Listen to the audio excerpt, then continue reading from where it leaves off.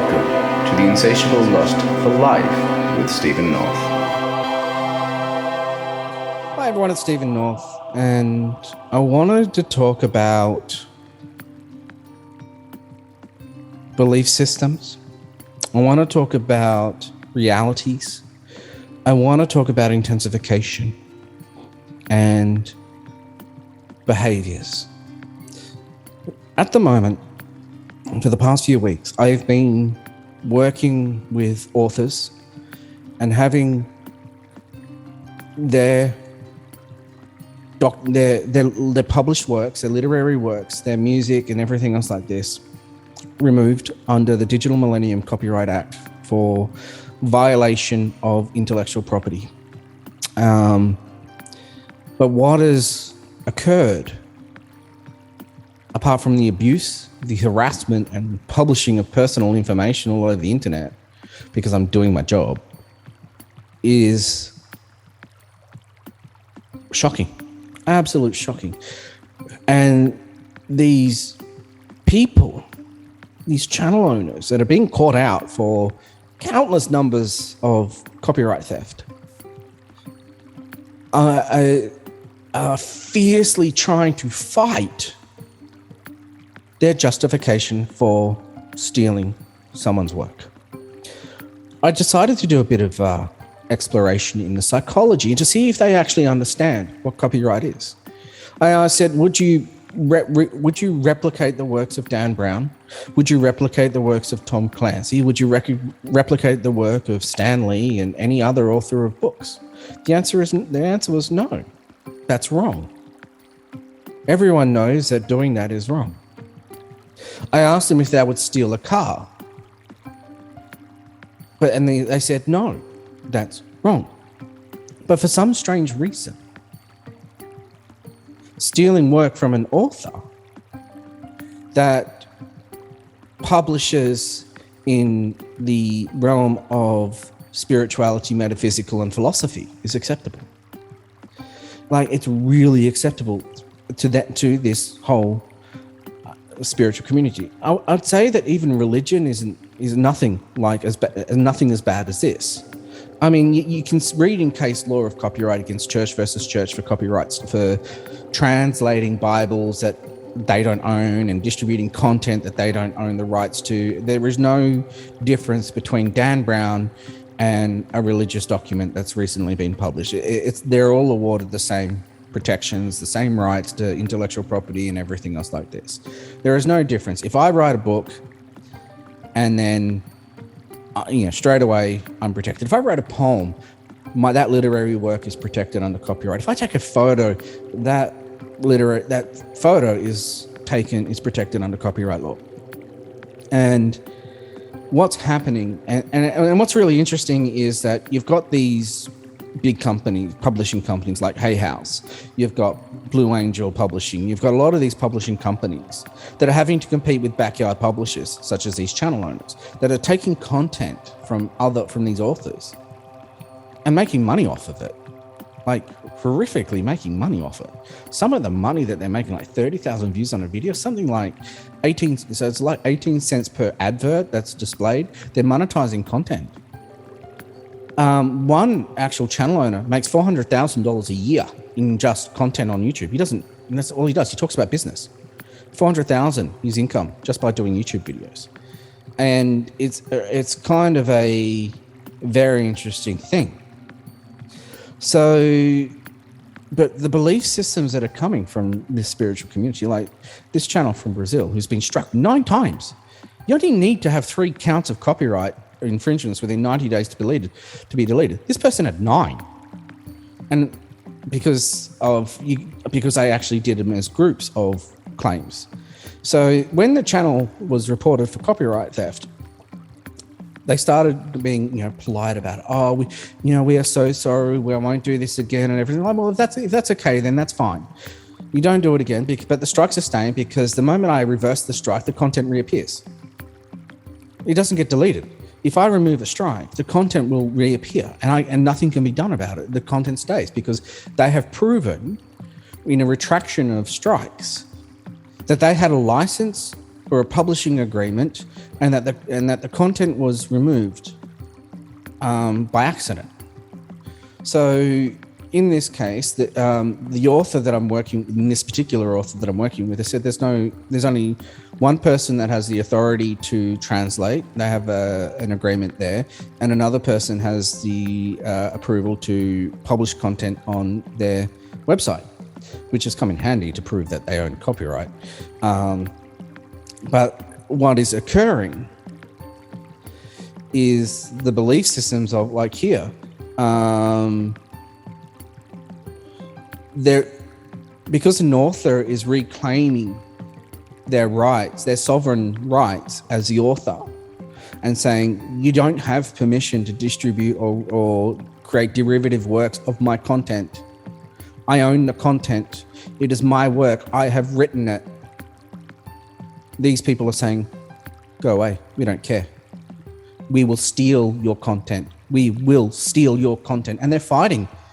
The amount of abuse that I've received, the harassment, the cyberbullying that I've received from these people is, and the bribes. I've had offers of money to remove strikes. I mean, I could just be as corrupt as these people and say, oh, yes, it'll cost you $2,500 to remove a strike, US dollars, just pound it up. It's not about the money. It's about the morals and ethics. Some of the comments on this one particular channel is, there's one that I've liked down below. It goes, in my view, a channeler would at the very least be a person with the highest consciousness.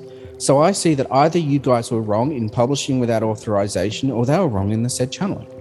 When it's from God, don't go through that. Open another channel and get it right. Okay. So then, now these channel owners are saying that they're being punished. They're acting as if they're in sob stories and all this sort of stuff, but they don't have the right to distribute the content. Another one just posted 10 hours ago. I just saw a post by this Stephen on Instagram, and from what he says, what's happening is that the reported channels used his or someone else's channel's content and did the translation. If that is the case, one cannot do this effectively without the original author's consent. Hence the mention of copyright. If it is not someone from the channel that is channeling it, you must ask the channel's permission to spread the message. And this is what's really interesting, because I'm having to do so much work, because one person who was constantly plagiarizing and changing everything who's been since being deleted because I proved that they were doing it. And I'm going to use this as a great example. One author channels Ascended Master Hilarion. They write down their messages and publish it to their website. That author owns that message, that content, that literary works, that published works. Now, if another author channels the Ascended Master Hilarion, I have to make sure that the author I represent is the author of that content. But if it's not the author of that content, I move on.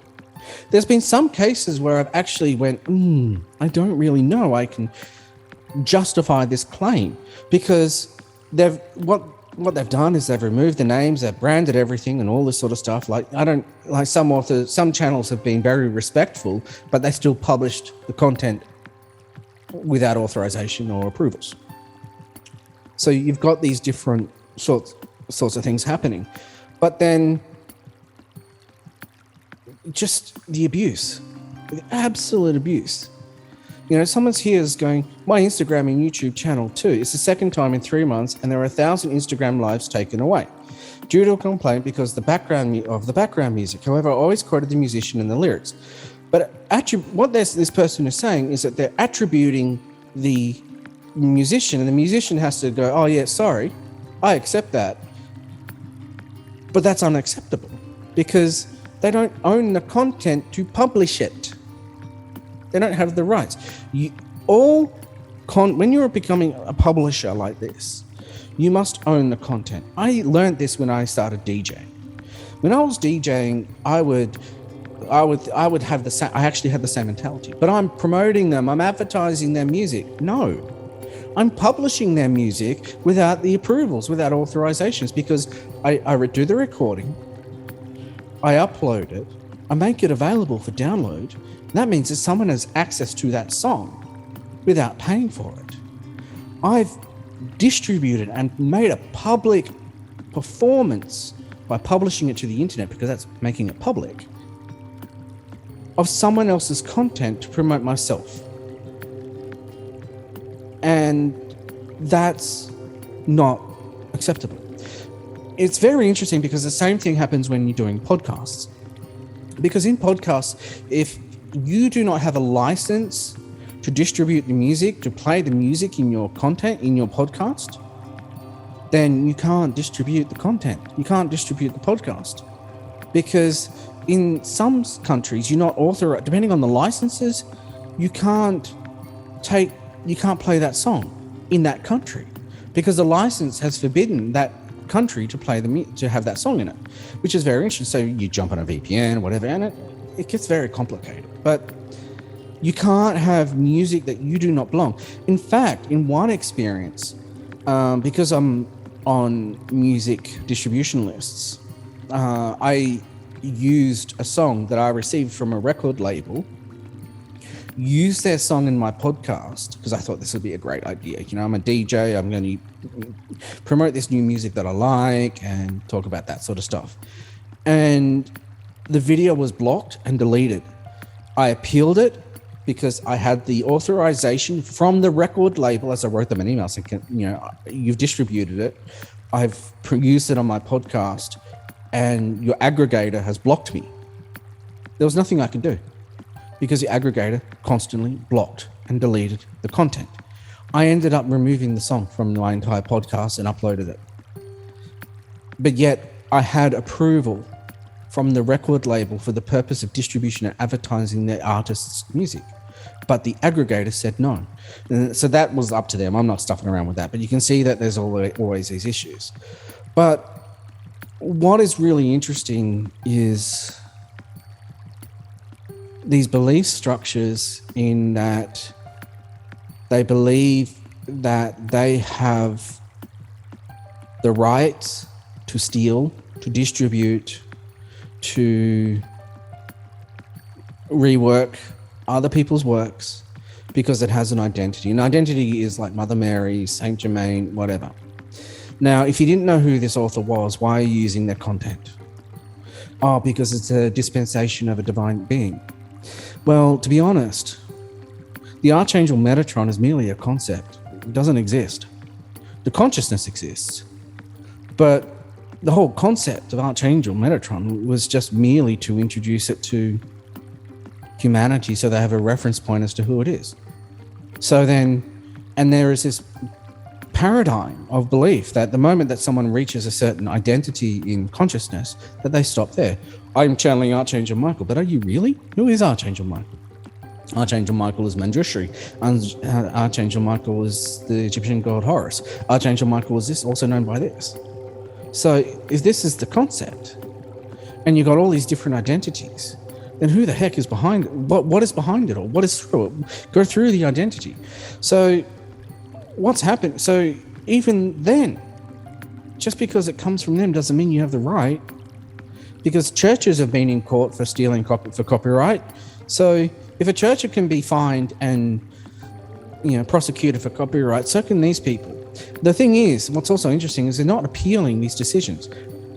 If they believe they are in the right, they can appeal it. They can appeal the decision. Now, if one author has said, no, not acceptable, that's the channel's lesson. It's the owner's lesson. It's their lesson. Now, you know, you've got a complete massive shift in reality right now on this earth. I know. I created it. And you've got the likes of Shiva, Lord Shiva, the ultimate reality, that there's no stuffing around. It is the most toughest lessons you're going to experience, and these are the lessons. The destroyer of realities, destroyer of worlds. When you look at Hinduism, their gods are not light.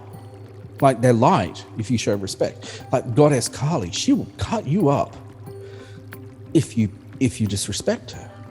But when I've worked with Goddess Kali, oh my gosh, I've been in tears because the amount of love that is there. If you don't show respect, how do you expect to have respect from the deities back? Some people of these authors have rolled over and been kicked to the ground by these attitudes. And it's just not on. These people are doing the most hardest work. These teachers sacrifice all the time to help people. And the people just go, yeah, we can take it because that's whatever. You don't deserve anything. Oh, yeah, we're doing this. Yeah. Oh, yeah, it's okay. And it's just, they believe that they're doing important work by standing on the shoulders of someone else and not even understanding the message. Like, how much more disrespectful and unethical can someone be? So,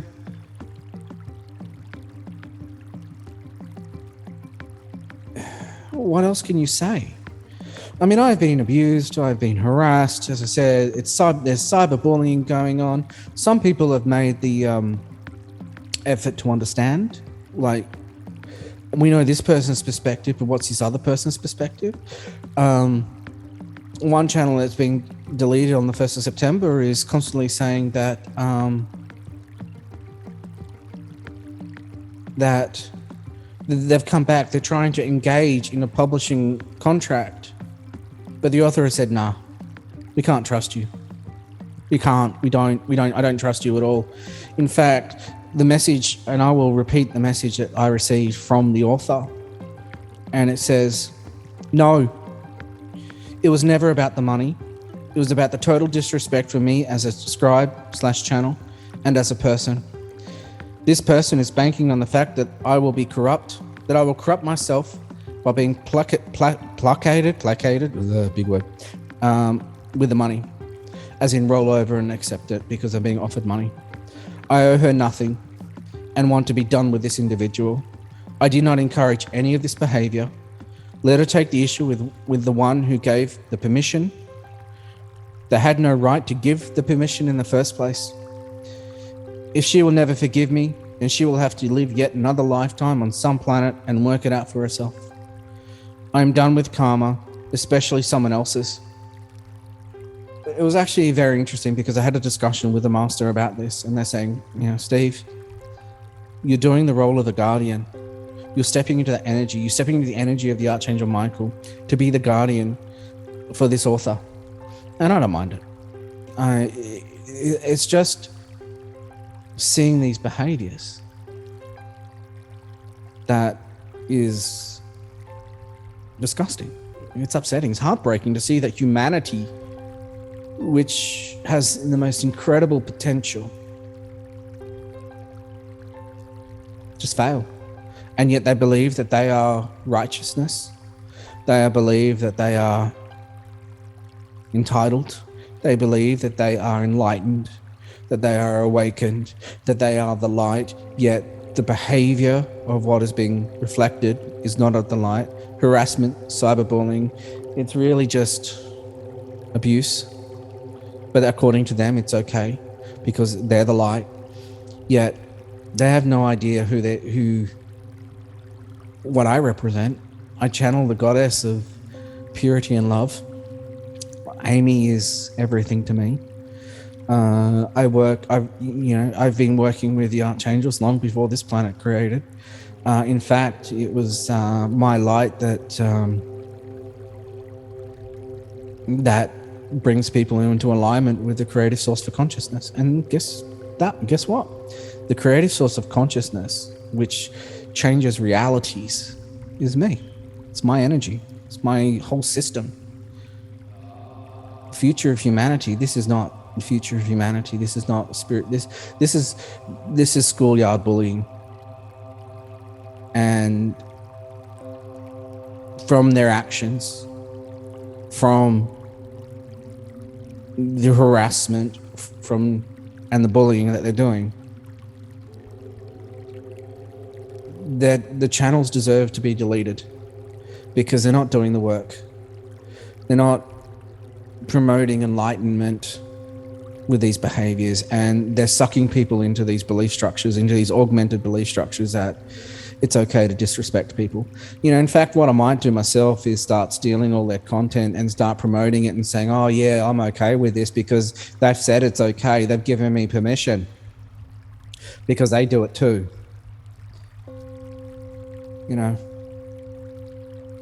When is it okay to abuse people? When it is okay to take the rights away from people? When is it okay to say you're not entitled to your rights because we say that you're not allowed? We don't want you to have rights. We demand that you continue to give us messages. We demand that you continue channeling the voices of God. But you know what? We're going to continue abusing you because we will take and take and take and take from you. When they're promoting that it's about giving and receiving, they aren't demonstrating the light. They're demonstrating just abuse, how to be abusive, how to be entitled, and that they are the new elite. I'm tired of the abuse. So anyway, I thought I'd do this video because it's a big issue because of how much damage these people are doing. They're sucking people into belief systems that aren't true. And we wonder why the earth is in such a polarity, in such duality.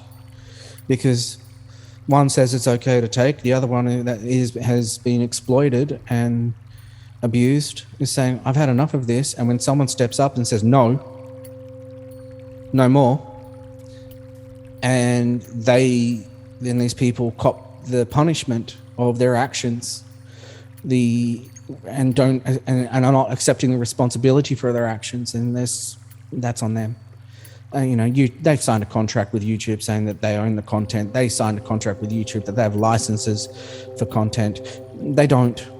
They can't prove it. If they can prove that they've got a license, okay, you made a mistake.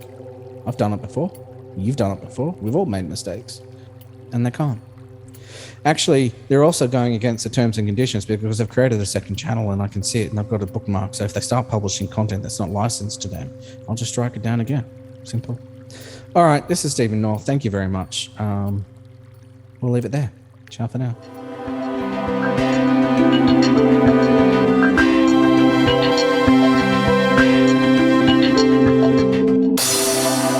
Welcome to the Insatiable Lust for Life with Stephen North.